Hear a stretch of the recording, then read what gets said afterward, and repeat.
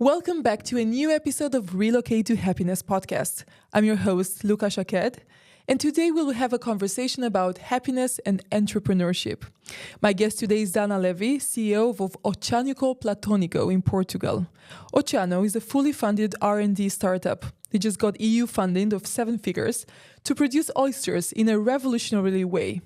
Dana is the founder and the serial entrepreneur who previously held roles in corporate, in leadership, commercial roles in Tel Aviv, London, and New York. Nevertheless, having moved to Portugal and becoming an oyster farmer is her happiest milestone so far. Today, we're going to have a conversation about happiness, life, high performance, happiness and AI. You can do this. It's a game. This was just the first question. Sorry. Never thought I'd say that. No. You know what? Why? I'm just thinking about the avocado, meat, food, potato. Like being focused. And I'm running, not ready, in underwear. Oh, will she come in her lingerie? Like You have to schedule sex. Put it like that. All we need is love. Relocate to happiness. Welcome, Dana. Thank you so much for coming and for taking the time. You know, we talked about it, months ago, like a year ago that we talked, and, here we are here. Yes, I was too embarrassed to tell you I really want to come.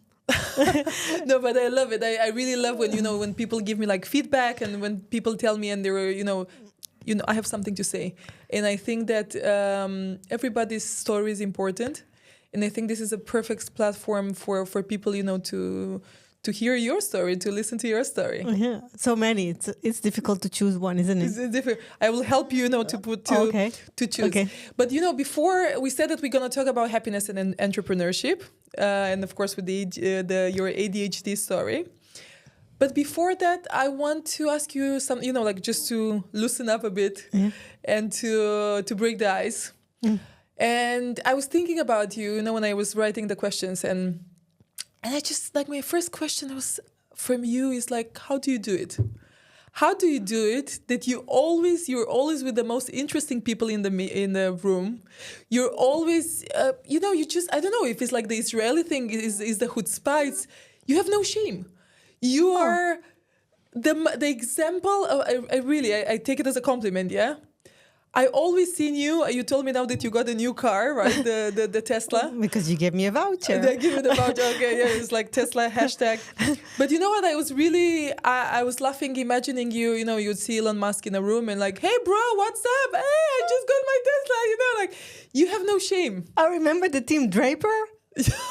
Yeah, now we have to tell this story because you invited me to the Web Summit. This is how we got closer, didn't we? And then I'm like, okay, I'm targeting to go find some investors. And you're like, okay. And then you, with your good memory, you looked in the program. I don't know what you've done. And you said, is this the guy you're after? And you sent me the Team Draper one. I'm like, wow. How did you make the connection? How did you put one and one together? And then you were too bored, so you went away, and I'm like, no, I'm hanging around here, so I want to have a word with him. And I don't know where we went to take a coffee or something. We went, and after 5 minutes or 10 minutes, you're sending me okay, did you get to speak to him? Sarcastically, and I'm sending you back a picture the selfie of me and him hugging, right? So I raised my point. So I go back to my question. How do you do it? Well, I think, first of all, it takes one to know one. So I can ask you the same, but I guess you're the one asking questions. It's a democracy. Although I joke, about it that I made it like the Ceausescu land here. So you can ask as many questions as you want. It will be interesting. I actually know the answer for you, but for me, the chutzpah. It's a difficult one, but I'm just saying. I don't know if it's the chutzpah or it's the. You know what? I deserve to know everybody. We're all equals, and I totally, would see you hi Elon, I just got my Tesla. I would love to meet him. Please hashtag him. I say, it's my God, this guy. Sorry, I hope I'm not stepping on anybody that is not politically agreeing with me at the moment. We're not politically correct here. You can say whatever you want. He's God. We're gonna cut it in for me. He's God, and I really do want to meet him, but.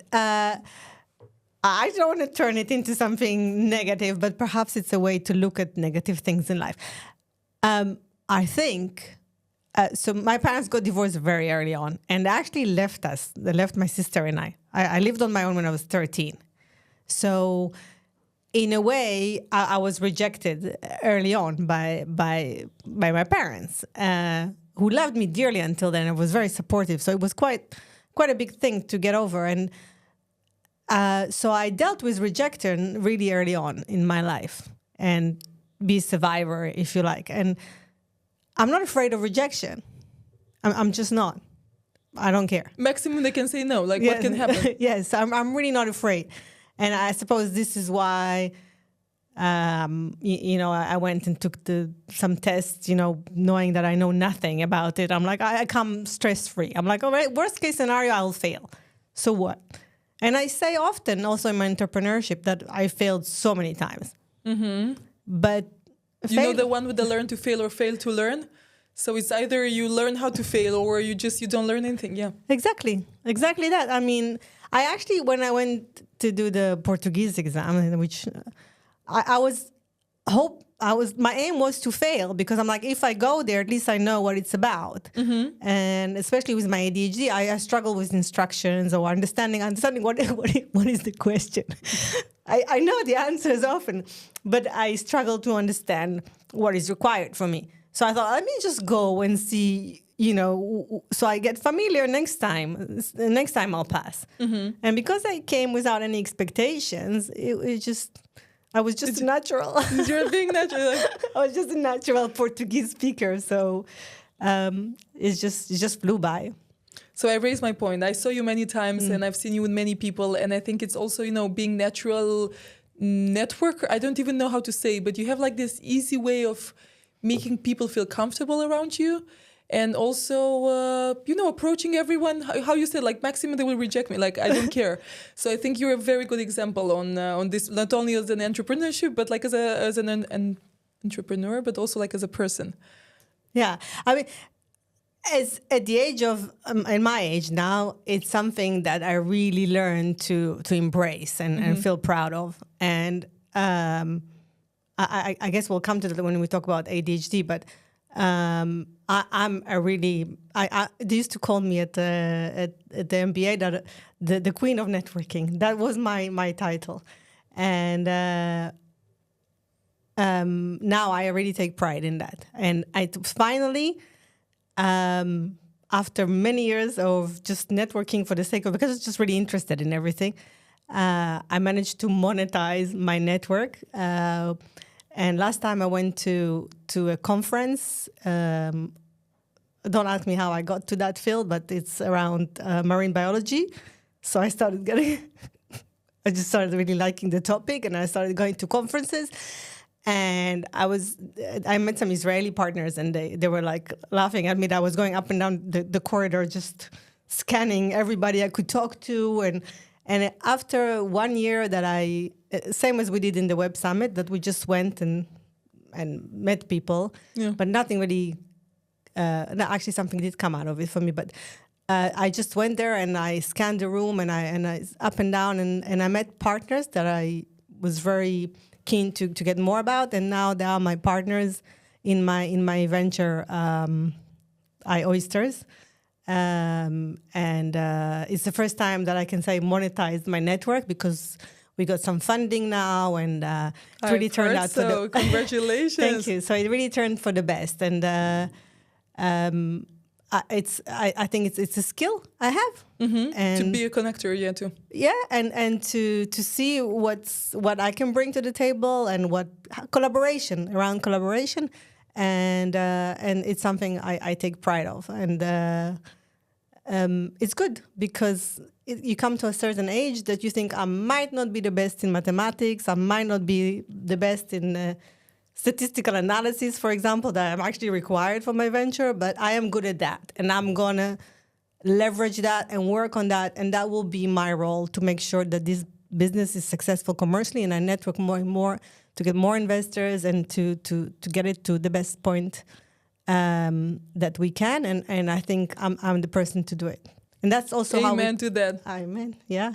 And talking about the venture, I want to ask you, so what are you working, share with us a bit, what are you working on right now, if you can, of course. Yes, it's a bit limited in as far as information, but it's an R&D project that is funded by the EU, and we are going to look at innovative ways of growing oysters.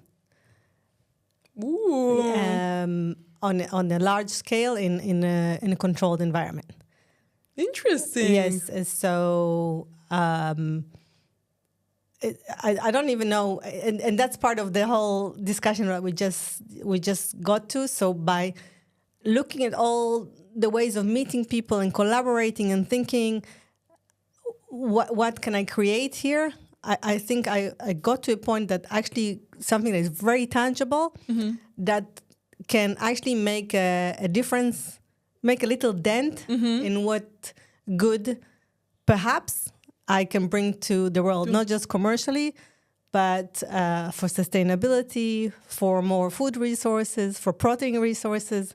That I feel comfortable with, because as you know, I don't eat animals. Yeah, exactly. I wanted to ask you, I just remember now that you're a vegan. Yes. So it's like together with it's with your value, like it's a project. My values, yes. Because some people do view oysters as an animal. And I'm not that militant. That's why I didn't think about it. Oh, yeah. Yes, it is considered an animal. But it doesn't have ears or eyes or feelings. It's a continuum of an animal. It's a very, very basic level. It's all very close to a vegetable, I would say, and I feel comfortable with that because I think there's a limit of how much soy resources we can use in this planet, and there needs to be an alternative, a sustainable alternative, and that's a very good, a rich food source that we can use for many things, not just protein, but calcium. It's also a fantastic product that cleans the ocean. You can grow it on scale. I really do think it's the future. And the fact that I have such strong partners to do it with me, it's really I go to bed and I'm like, I'm happy. I wake up in the morning and I'm like, oh gosh, I'm happy. And I actually make a point of it, of telling my husband, I'm happy today, because often we just say, oh, I'm so sad. Oh, my God, I have no energy. Stressed. I'm so stressed. And I'm so depressed. Anxious. I used the word anxious a lot in the past. I'm anxious. Can I just run something by you? But now I just wake up and I'm happy. Just by the way, I just wanted to say that I'm happy today. Oh, I love that. And talking about happiness, now that you mentioned, I told you I went to the gym in the morning. And I told the guy, he was asking me, I have a recording today. It's like, what are you going to record today about? I was like, just like happiness and entrepreneurship. And he was like, oh, really? Like, what? Is there any correlation? Is it there any intersection, correlation, really? So I was like, he was like, no, not necessarily. So I left him, and I left the gym and he was like still thinking. So I want to ask you if you think there is any correlation between happiness and entrepreneurship. I don't see any other way for happiness for me. But it's the individual, isn't it? Some people feel very happy being in a very stable job in an organization that they can stay there forever, and they can retire and they have a pension and they have a very clear instructions. The 9-to-5 job. Yeah, what they need to do and what will happen tomorrow, and that's good for them, and I respect that. But for me, it's impossible. I die in those organizations, and I often got fired from those organizations because I just I cannot accept authority. I cannot tell other people telling me what to do. I struggle with that if it makes no sense to me, and I'll be miserable in this kind of environments. So for me, entrepreneurship is the only way. I just wish I'd done it sooner. So what would be like happiness in entrepreneurship then? Like, what would it be for you, or what do you think it means in general to be happy as an entrepreneurship? Does it make sense? Yes, my question? yes, because you absolutely, because you create something that is you, that is your values. You don't necessarily, I can get people that perhaps work for a cigarette company, tobacco company, but they make a lot of money and they make big bonuses, and they're happy, but perhaps something that I would not agree with, or pharmaceutical company. For me, I often thought about, do I want a role in a company that makes experiments on animals? And I it's not possible for me. But for other people, they think that they are that is the right thing for them, and that they're curing cancer and other things that is important for them. So for you, it would be like you wake up in the morning and you know what, like today I'm going to change the world and I'm going to do this and this and this and nobody will tell me what to do. I'm the boss of my own schedule. But you know, it comes with a lot of baggage. But nobody will tell me what to do.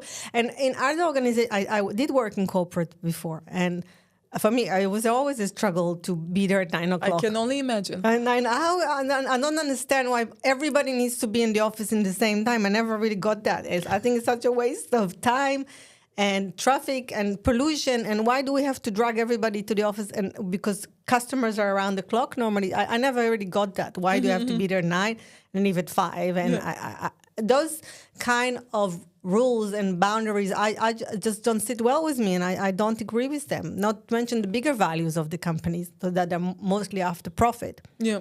So I don't think that profit is a bad thing. I think it's the only way if you actually want to change the world, you have to be commercially sustainable. You actually have to have enough resources in order to have a say in this world, because that's how it all works, unfortunately. But as an entrepreneur, at least I can do something that I believe in, and rules that work for me. And I work 24/7. You know me. I even have my phone now next to me. But I work. I can sit here and I can still see if there's an urgent call. I was on the train this morning, for me 3 hours, and I worked. And nobody tells me that I have to be in an office and sit down and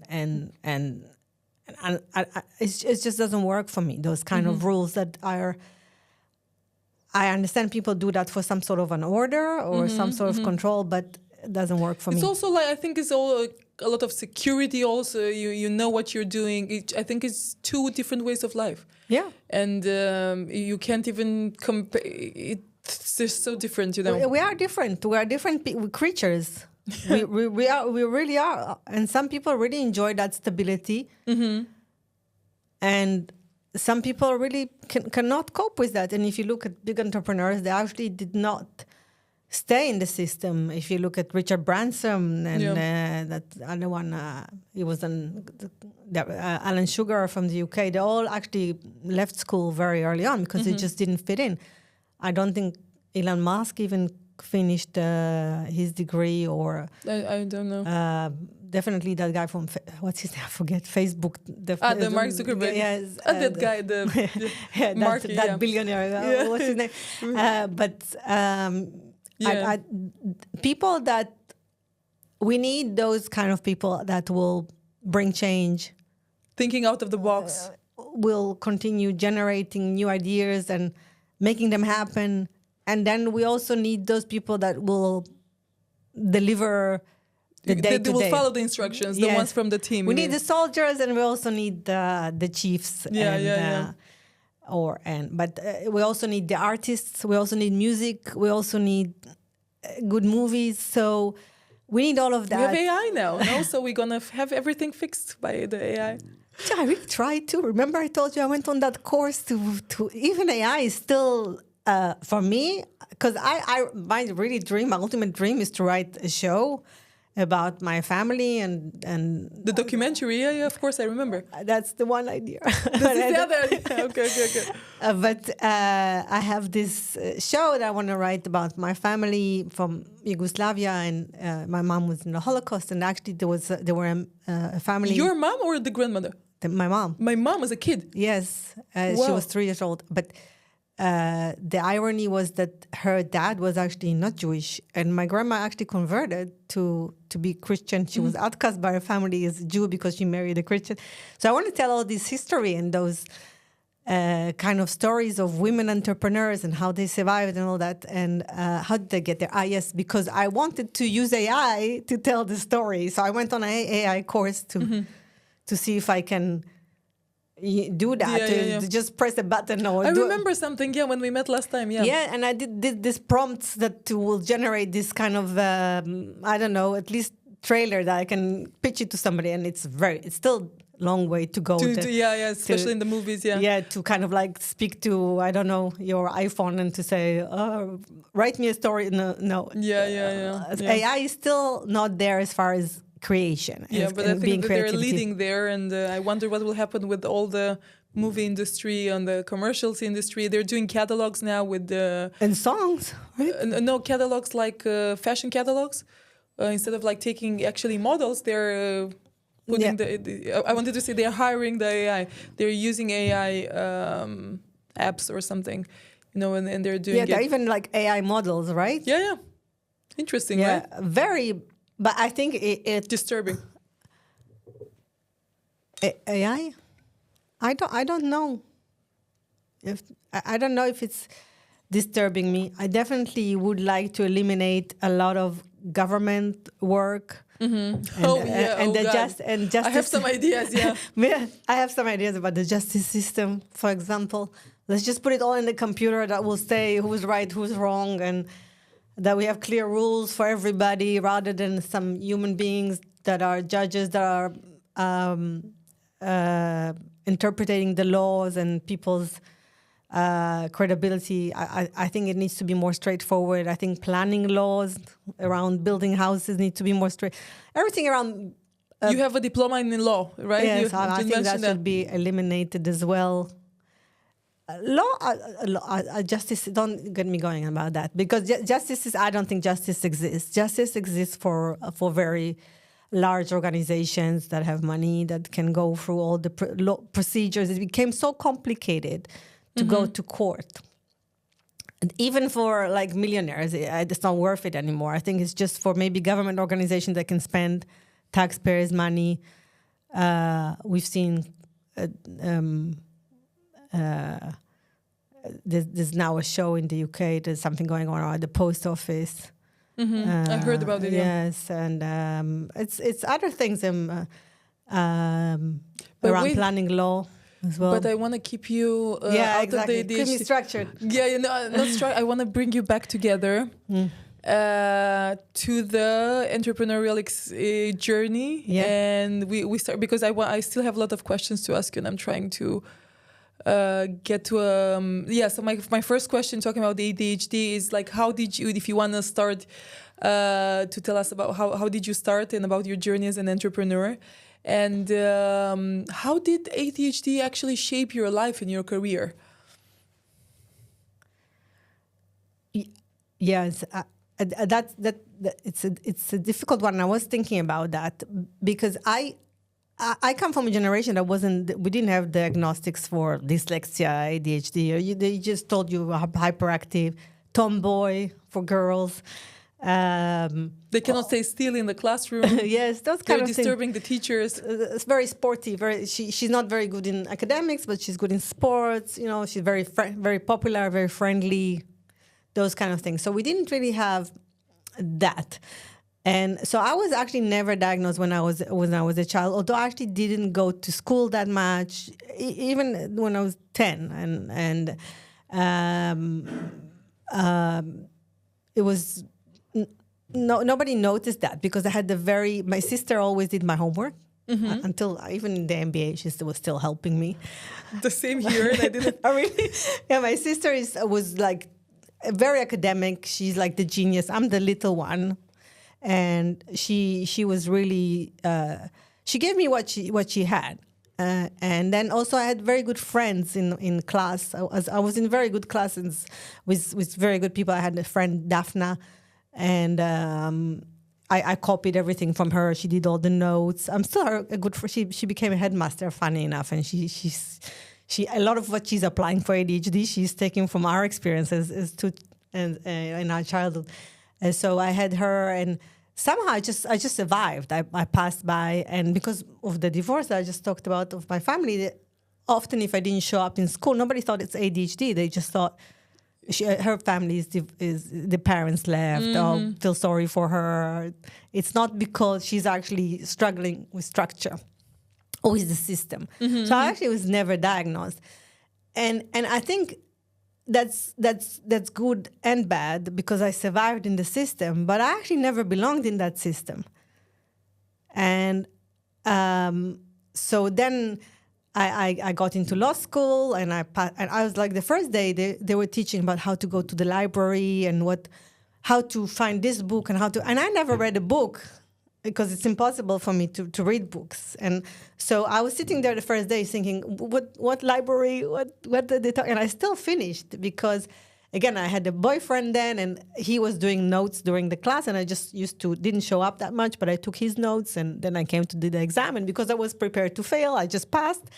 And I do have a very good memory, but that's pretty much it. I never could sit in the class and take notes. I don't even understand what I write, even if I write something afterwards. So I passed all those things, and because I had good friends that I could take their notes, or my sister that did my homework. But in hindsight, I'm thinking, why?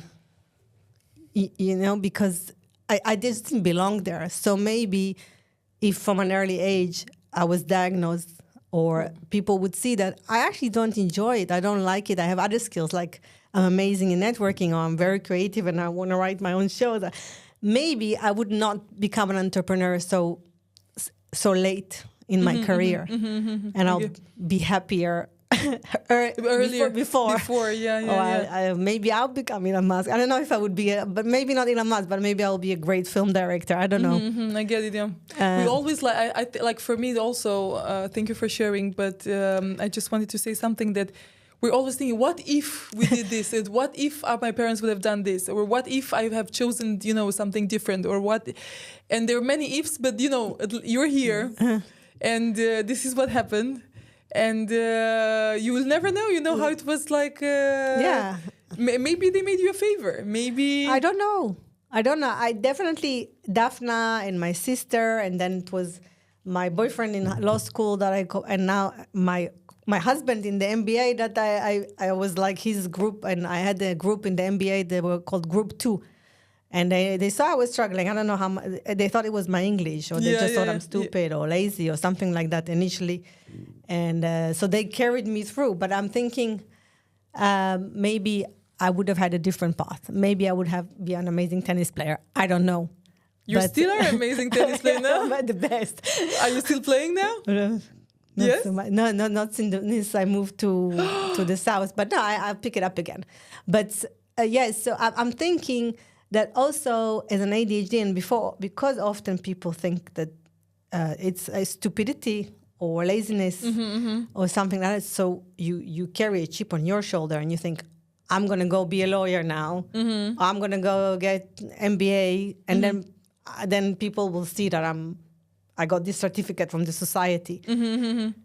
And then you need to go and label yourself ADHD or that, so people will understand that you are just different. And we all are different. I just don't understand that need of society to label all of that in order to accept us. I get it. And I wanted to ask you about the ADHD now. I think ADHD can be a challenge or can be a superpower. And it's the both worlds. So I wanted to ask you if you have any story or an example when you use ADHD as a power, as a superpower. Yes. So I think it actually ties back to your podcast in a way for me, because it's relocate to happiness. So for me, it's not about being ADHD or superpower. It's being who you are in the right environment for you. And if this environment is not right for you, if it's the army, if it's a law school, if it's your marriage, if it's your country, if whatever it is, that move to an environment that is the right environment for you, where you can thrive, where people will respect you, and you respect them. And this is where you can apply your superpower best, your skills, basically. I think some systems need to give you that label, your ADHD, so they can say, okay, she was late, it's ADHD, or I don't know, she didn't do her homework, or didn't show up. Yeah. But maybe you don't need to do homework because it's stupid. Not stupid, but for you, it doesn't work, this thing. You want to do homework in some other thing, or you want to work on some other thing. And this is where you can use your... my phone was doing... Oh my God! No! But it wasn't silent. I don't know. It's. I'll turn it off. But this is a premiere. But okay. But this is it for me. If you and I think it's a great lesson to take for anybody. You're not appreciated. You're not valued. Move forward. Move, change, make something. Don't relocate to your happiness. I like that. And I will use that. Yes, and it's exactly that. Now I'm in Portugal, and when I was in the UK, for example, I never felt like I belonged. I don't think I was that happy, even though I was in corporate and I was high achiever, and I had all those certificates that the system requires from you. But it wasn't for me. I never really gelled. Also. I didn't have that many friends like I have here in here. Maybe I'm more mature. Maybe I don't know what it is, but it's also, I think, specifically for Portugal, and it's not a very rigid society. They're very open. They have their flaws, but they also have a lot of positive, which is free thinking, and the laws are not so rigid. They like. I told you today, I was supposed to book my ticket 24 hours before, and I didn't. And I just went on the train, and I told him, listen, this is my ticket. I was supposed to book, but it didn't work. And he just gave me a ticket. Maybe because they are used for the people, not for the internet not to work. Maybe you were not the only one that couldn't manage to book. Yes, but at least they accept it. They're not like, okay, I'm going to give you a fine now. It was actually very friendly. And there's so many other examples that you can still... I think the system is still open-minded. I think also they are open-minded to immigrants. I think they are actually doing their very best. So they actually do make you feel like you belong. Yeah, you feel very much like you belong. And for me, I'm in that stage, and also having the right partners that I can use my skills to the best of my ability, but at the same time, they complement what I need. And that's why I feel... It becomes a superpower because I'm in the right environment for me. And talking about the business now and the partners, I want to ask you about do you have any tools? How do you keep yourself focused and organized in your business, considering the fact that you have the ADHD that helps you, move from one place to another or not keep focus or? Yeah, it's exactly that. It's those collaborations and those people that know you very well and respect you for what you've got, because they don't have it. They don't have what you've got. And are willing to compliment you or support you with things that you're not good at. So in this example of the business now, oysters, I'm the one who went to all these conferences. Initially I started in the Sado River, then I moved. It took me some time. But my partner was in business and in life, told me just go. But he went and sometimes booked a ticket for me because I'm really crap at those things. I can book a ticket. But when I finally put the team together, and each time I came back to him with my ideas, he evolved them because he's very intelligent and he can structure things and he can take it to the next level. And then when he came to submitting the application to the EU, he's the one who submitted it. He's the one who wrote it. For me, writing all those forms and reading what's requirement, and it was at the very last minute, as entrepreneurs do. So he did it all last minute, pretty much on his own. Normally people take agencies, and these are my tools, is my team, is the people around me that support me, but not just support me out of pity, support me because they respect me and they know. They trust you, yeah. Yeah, and they know. They believe in you. True. Believe in me, that's the word, because they know I have something that they don't have, and equally, they have something that I don't have. And that's how it works. These are my tools, not any other thing. And also a little bit more flexibility in the way I work. Sometimes I can sit in bed with my phone, and because sitting around a desk is difficult for me. Like I told you, I don't know if I can sit here for half an hour. But bear with me. But I sit in bed, or if I work on the train, or as long as I'm more dynamic in my environment and I can walk around and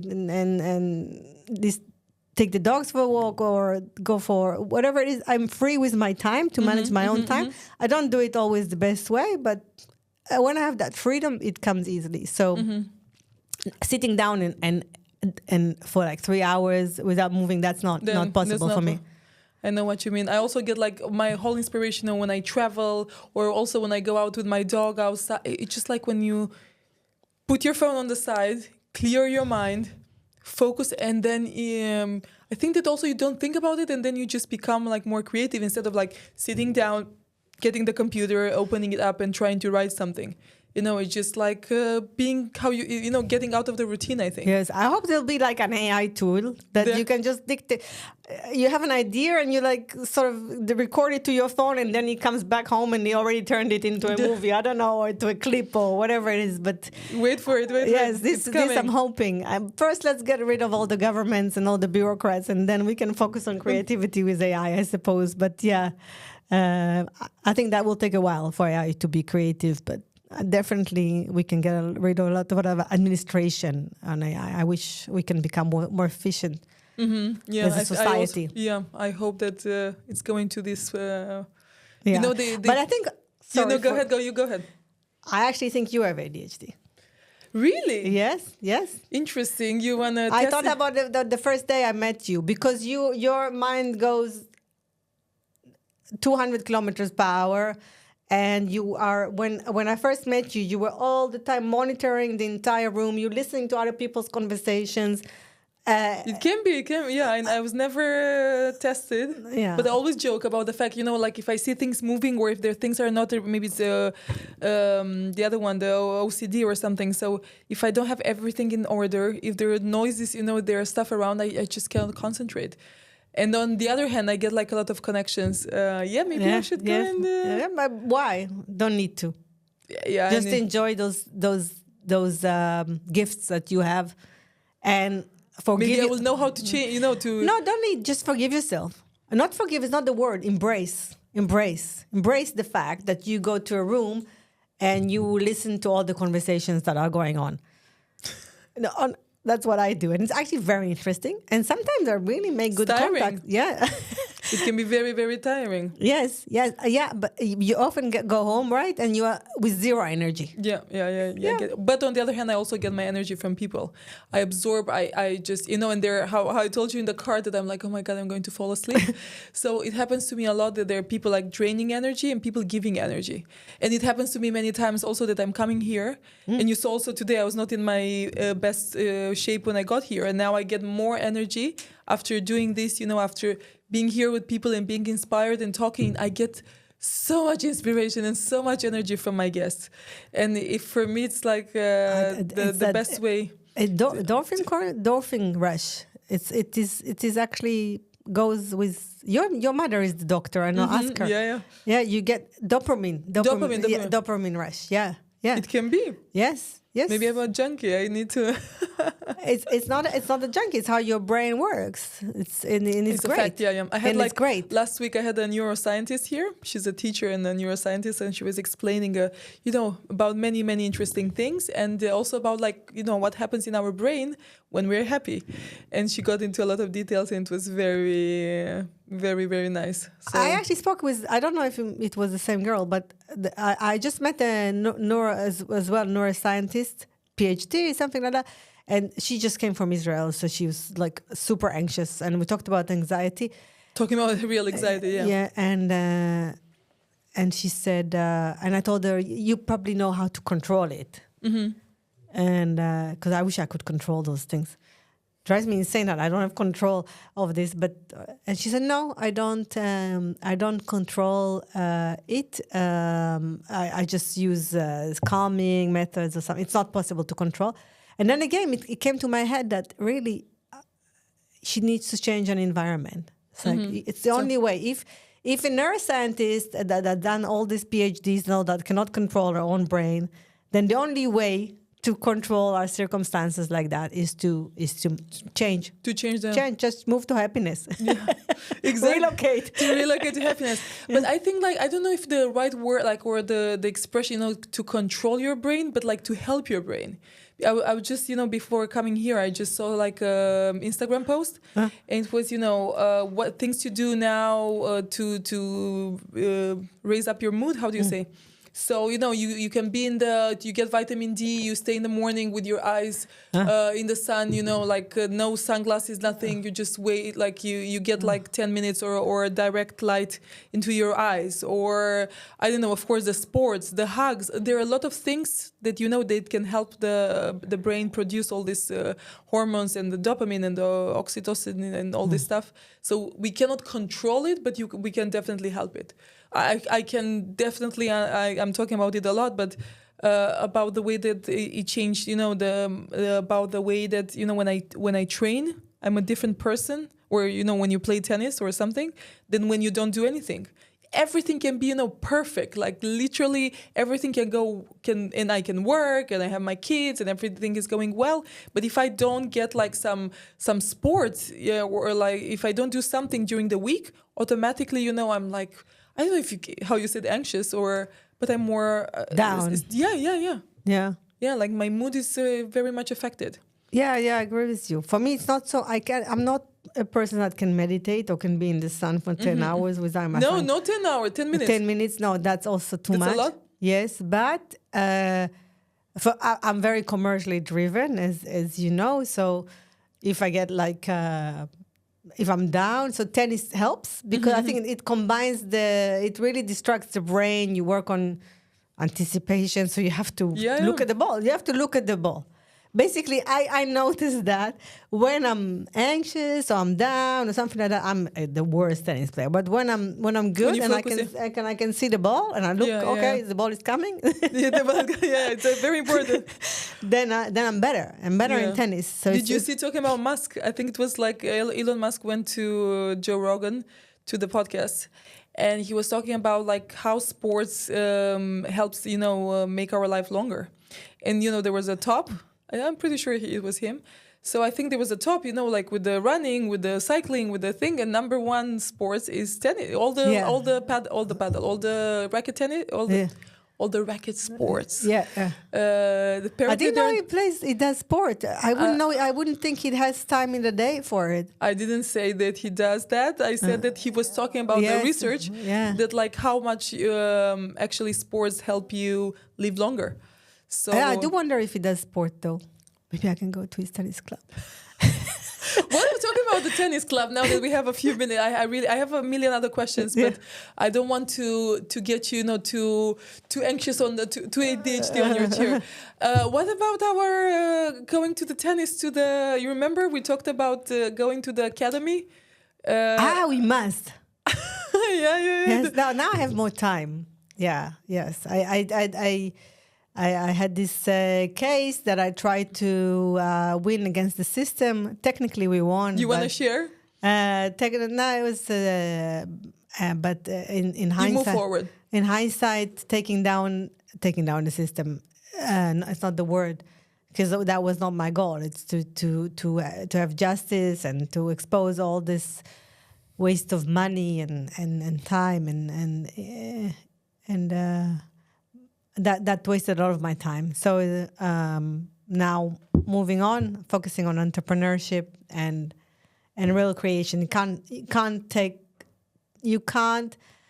It's not the word take down. I'm trying to find the word. You cannot hold the system to account, and that's a battle too big for me to take on. I've accepted that. And as long as I live side by side it just be a good citizen, pay your taxes, but create and try to drive change by being in the right environment, by working with people that you can really influence, I'm good. So I didn't have time up to this year, but this year I have time and we must go play tennis.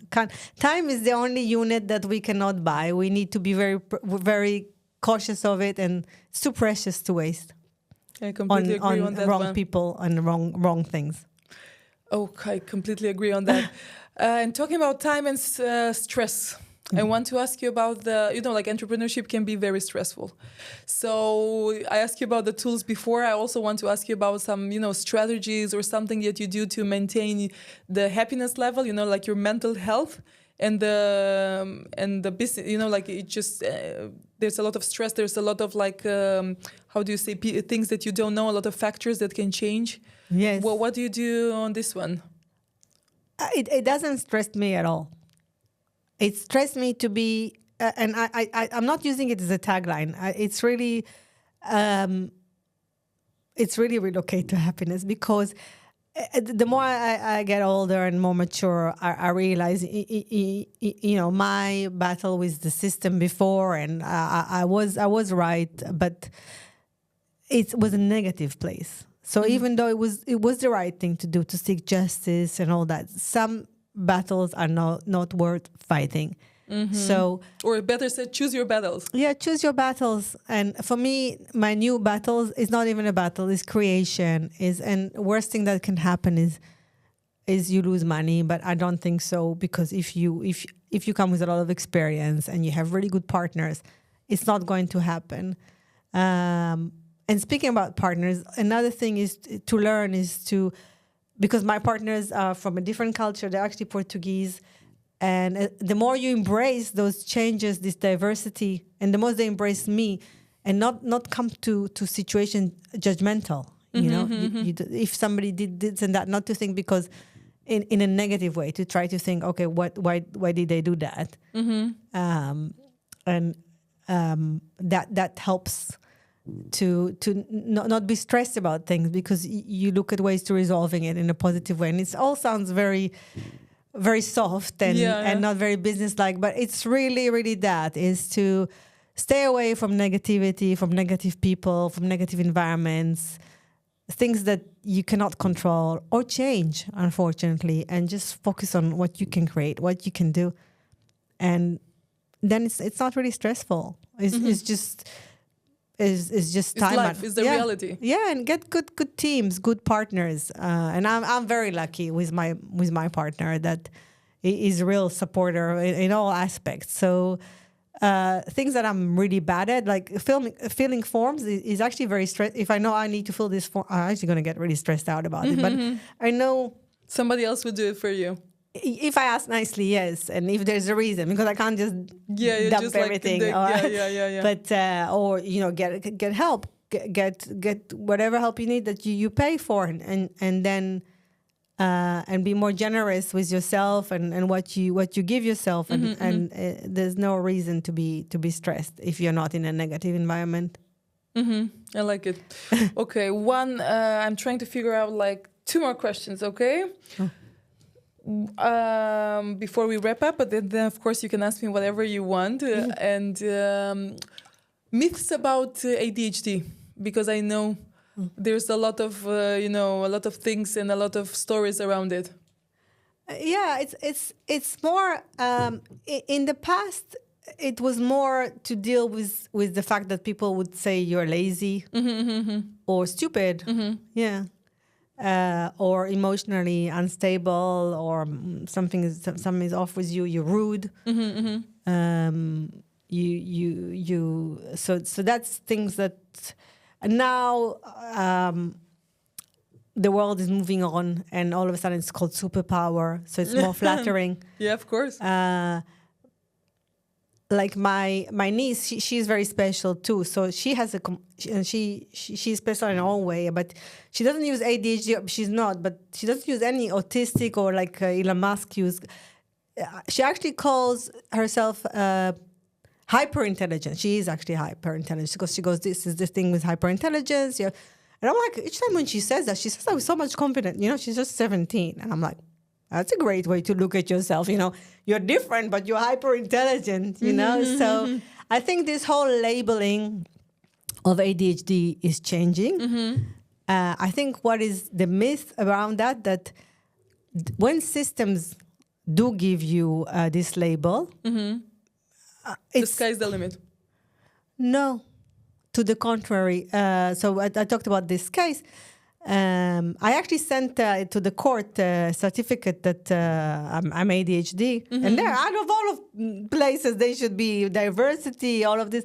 And they gave me no discounts whatsoever. You know, at time the judge was implying that I'm rude or that so the fact that you have this certificate or this labeling in those systems that say, I will accept you for that, okay. They're not. They actually don't. They actually don't. Pretty And sad. there's nothing you can do about it. Yeah. Very sad. So again, I don't think we should label people to start with. I think it's unnecessary. It's true. And even if we do so what? It makes. You know, talking about labeling people and kids. Just had some friends over from Israel in the weekend, and the mom was missing dearly both of the kids, and then so she had an older daughter and a little boy, and she was obvious, she misses him very much, missed him very much. And then she was telling me that she cannot control, like what she can do. She was asking me some parenting tips to calm herself down. And then she told me, like, listen, the older one, she's an angel, but the small one, he's a devil. He's a monster. How do you say monster? Yeah, monster. He's a monster. He's simply a monster. And I looked at her and I just told her, like, the fact that you are labeling, first of all, he can hear that. Second of all, you are labeling him in your mind like this, and it will always be difficult for you to do that. Just think about it like he's a challenging kid. He's like and when you anyway, it was a lot of I just gave him some tips, like very small things which were super obvious for me. And then she was like, she stopped she stopped talking, and she was, I don't know what was happening in her mind, but she's like, oh my God, you're so right. You're so right. You're like, all of a sudden, I just gave her like a different angle of seeing things. And anyway, to make a long story short, it's very bad labeling people, kids, and everybody, Yeah.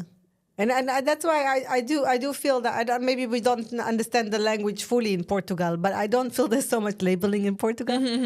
While in other societies, when I was in the UK, I do feel that everything needed to be labeled with very clear, rigid rule to a point of they take it too far when they enforce those rules. So I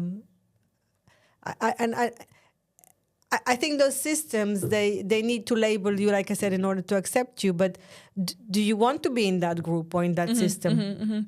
Remind me to send you a very nice movie about it. Ah, yeah? Yeah. Not Which a movie, one? not movie, like a commercial, like a video. Really, really nice about this one. And yeah, so what last question about happiness and entrepreneurship? Just like, what does it mean to you? I think entrepreneurship for me is the fact that you are free to live according to your own values and timelines and your own rules. In a way, it's not like you're in a vacuum and that you can just do whatever you want. You still need customers, and you still need to be polite, and you still need funding, and you need to have investors. But at least you get to choose those investors that share the same values as you, and you get to choose your partners. And I think that sense of freedom and fulfillment, because you are creating something and you're making a difference. At least you think you're making a difference. That both those things are, and you can be also wherever you want. I like that. With those constraints, of course, of being a successful business, because if you're not successful, then you don't really have all of that. That ultimately is happiness. I think the first word that came to my mind was freedom, actually. I like that. And I want to stick to that. Okay. Any questions for me before we wrap up? Oh, are you kidding me? And especially what you told me that I shouldn't be telling anybody, so you don't want me to ask you about that. Yeah. We're gonna keep it a surprise, and So I cannot say something without making sure that I'm not breaking any. we're gonna cut it at the end. Yes, any codes of friendship and. I still want to be your friend, so You will always keep it be this my way. friend. And thank you for being such a friend and taking the time to come here and to record. And looking forward for more. I wish you a lot of good luck in your new project. Same to you. I can't wait for you to be able to, to tell us, after the research and development, stage. So I still want to do what I always said, and I will do with you. And I hope you're still taking me seriously for that. Our fashion, we're here together. And I think our fashion brand that I really want, this sustainable clothing fashion line, not from animals, not from chemicals, not from plastic. That's I still really want to do that with you. I really think that you are the right partner for me. And I think I'm honored to and hear that. I really want to do that. And maybe we should do a different podcast about that, and then have people voting about how much is needed. But that's my ultimate dream when I think about us. And I think also because we have that trust, and I really think that apart from being super skilled, you're very honest, and I think honesty is what you want in a partner. Everything else we can learn, right? So I think we should do a different podcast maybe about that clothing line. But at some point we'll find the time, you and I, to do it. For sure. And together we're going to change the world for a better place. Yeah, it's already changed. I really feel we're in a new era. I really hope so. I really do. Thank you so much. Thank you. Let's hope for, only good news. Our next podcast about our fashion line. Amen. Amen. Relocate to happiness.